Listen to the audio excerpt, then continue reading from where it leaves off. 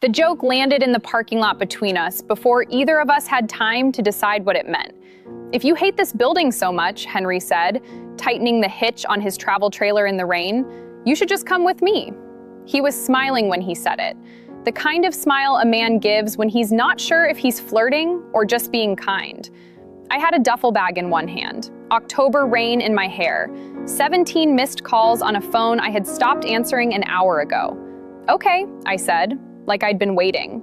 Henry Brennan was my neighbor, 52, a widower, a man who restored old furniture and brought in other people's trash bins during windstorms. We had jumped each other's cars, exchanged lemon bars and small jokes, nothing more. He looked at me now like a man who had just learned the word okay could mean something dangerous. My name is Rachel Whitmore. I am 32 years old, and the morning I am about to tell you about is the morning I stopped being a woman who explained herself for a living. Tonight's whisper is about the difference between being chosen and being managed. I had been married for 7 years to a cardiac surgeon named Victor Ashford. Charming in public, generous when anyone could see him being generous. He remembered birthdays, donated to the right fundraisers. At home, he corrected the way I loaded the dishwasher until I stopped loading it. Then he complained I didn't help. He told me my ceramic work was interesting, in the voice people use for children. He tracked our accounts because he said I was bad with money. When I filed for divorce 4 months ago, he acted wounded, like I'd shot him during grace. This is the story of the morning he ran out of polite ways to stop me. It was just after 8 a.m. on a Tuesday in October, Asheville.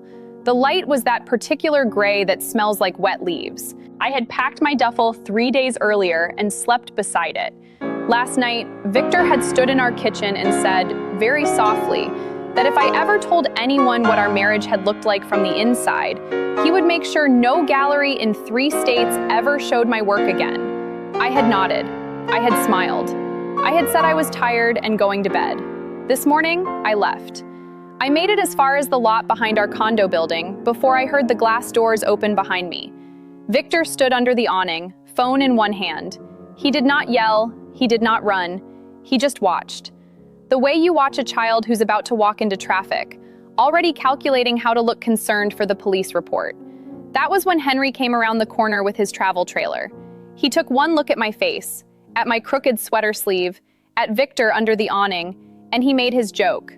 I think he expected me to laugh, to say something polite, to go back inside and let him drive away with whatever quiet concern widowers carry for women who look like they've been crying in their cars. Instead, I said okay. The rain tapped on his trailer roof. Victor took one step forward. "Rachel," Henry said quietly, "I was kidding." "I know. You can't just..." He stopped. Because of course I could. I was a grown woman with a duffel bag and eyes that had run out of places to rest.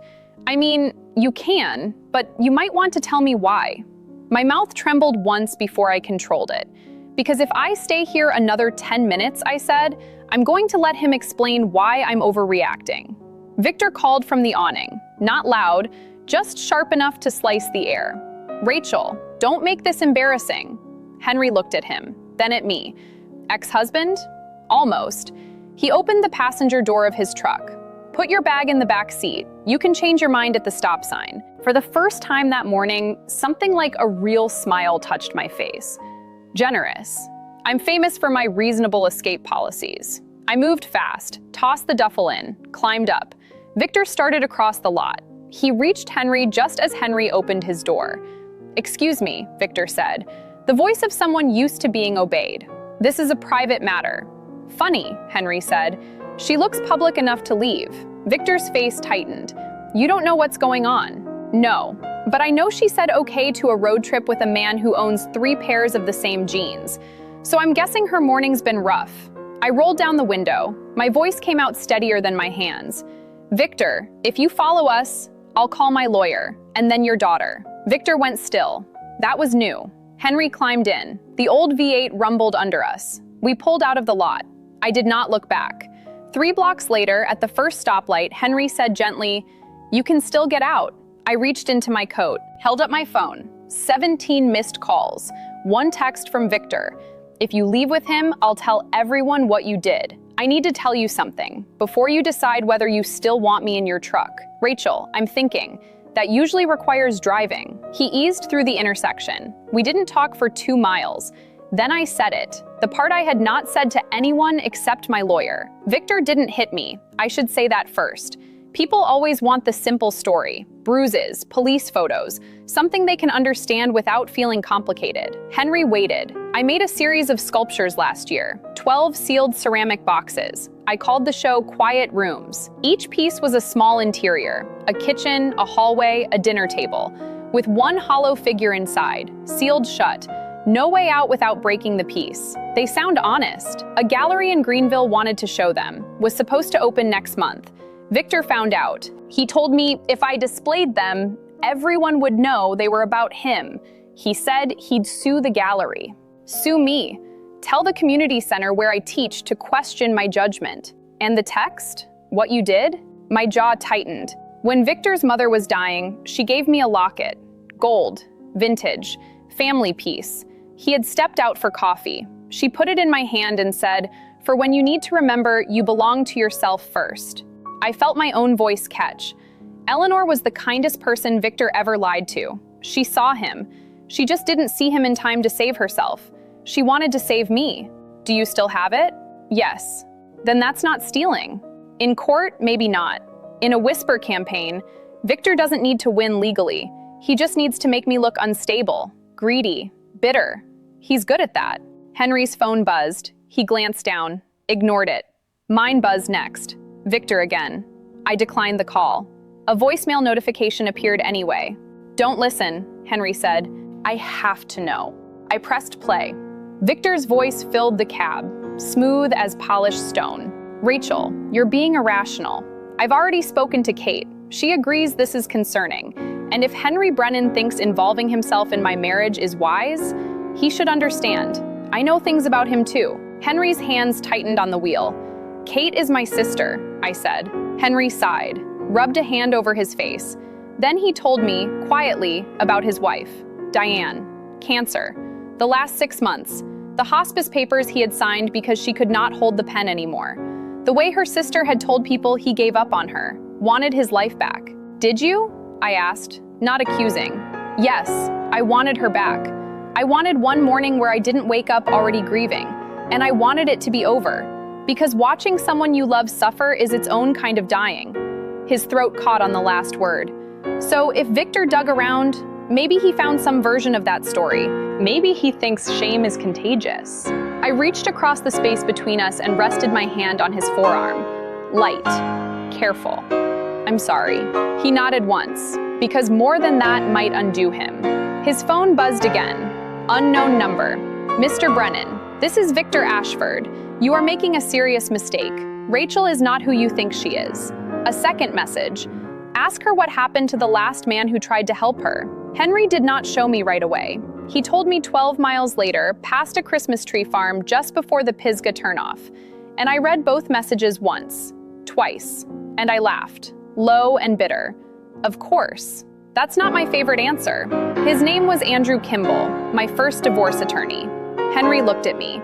Eyes on the road, he corrected, a little too sharply. The trailer wheels hummed over the shoulder for half a second. Andrew pushed for real financial disclosure. Victor had money hidden in accounts I'd never seen. Investments, a cabin under an LLC. 2 weeks after Andrew filed the motion, he drove off a rural road outside Hendersonville, hit a tree. Was Victor? I don't know, Henry. I don't know. Police said Andrew had been drinking, blood alcohol over the limit. Victor said it was tragic, and maybe I should reconsider surrounding myself with unstable people. Andrew had 2 little boys and a wife he adored. He was not reckless. Did you report it? To whom? The police had a dead man, a toxicology report, and a grieving client who sounded paranoid. I changed lawyers, a woman this time, Susan Bow. She told me never to speak to Victor without a record. So when Victor says, ask what happened, he wants you to think I destroy men who try to help me. Whatever story makes you doubt the woman sitting next to you instead of the man sending threats. It was a good trick. Henry hated that it had almost worked. I should have shown you immediately. Yes, no softness, no rescue from the truth. We stopped at a diner outside Waynesville. Rooster sign, fogged windows, coffee strong enough to remove paint. We took a booth where I could see the door.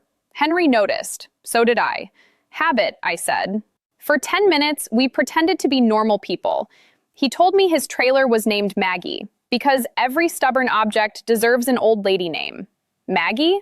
She leaks when insulted. Then I'll be respectful. You should. She's carrying my emergency chili. I smiled. A real one. It changed his face. He looked away too late. I saw it. I said nothing. Then his phone buzzed on the table. A photo. His truck. His trailer. Rain silvering the windshield. Taken from across the road. You're making this worse for her.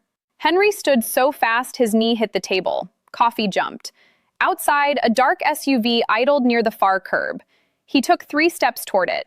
The SUV pulled away. Not fast, not squealing, just leaving.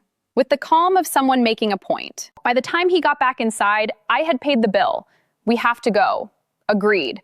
No, Henry, we have to decide where, not just away. In the truck, I called Susan Bow, speakerphone. Rachel, tell me you're not with Victor. I'm with a neighbor, Henry Brennan. Victor's following us or sent someone. Mr. Brennan, if you're listening, don't improvise with a controlling man who has money. Where are you? He told her. Get back on the road. Don't go to any campground in your name. Don't use Rachel's credit cards. Rachel, is your phone location off? I froze. Power it down. Now. I did. Mr. Brennan, somewhere private, not family, not obvious. He thought for a long moment. My wife's brother Tom owned a small piece of land deep inside Pisgah Forest boundary. Old gravel pad, power hookup. After Tom died, his daughter kept it but never used it. Go, send me the address from your phone only. Rachel, Victor filed an emergency welfare request 30 minutes ago, claiming you're emotionally unstable, possibly being held by an older male neighbor against your better judgment. He attached a statement from your sister. The cab seemed to shrink. What did Kate say? That you've been erratic, paranoid, obsessed with punishing Victor. I could not speak. There's more, Rachel. Victor is claiming you stole a gold locket from his mother and used it to pay Andrew Kimball for services beyond legal representation. I made a sound I won't forget. Not a sob, a break. Rachel, do you still have the locket? Yes, but not where Victor thinks. Susan went silent for 2 seconds. Where is it? Inside a ceramic figurine, sealed under the glaze. One of the smaller pieces from quiet rooms. I never sent it to the gallery. Susan exhaled. Tell me it's with you. It's with me. Don't take it out in public. Don't photograph it. Don't discuss it with anyone except me. I'm discussing it with Henry. I gathered. Mr. Brennan, congratulations. You are now a witness, transportation, and possibly a liability. Always nice to be useful. We drove on through low clouds and dark timber. The trailer swayed when wind crossed the road. I sat very still, one hand pressed to my stomach, like I was holding myself together from the outside. We turned off the highway into Pisgah. Pavement ended after 2 miles. Gravel cracked. Branches brushed the trailer. Are you sure this is a road? Legally, probably. Emotionally? Maggie and I prefer not to label things. The clearing appeared after a final bend, a flat above a creek, ringed by hemlock and rhododendron. Henry parked, got out to unhitch. I stood in the clearing with my arms folded tight. Mist clung to my hair. For the first time since the parking lot, no building loomed behind me. No Victor under an awning. Just trees. Inside, Maggie smelled faintly of cedar, coffee, and old upholstery. Henry turned on the heater. Amber light against gray afternoon.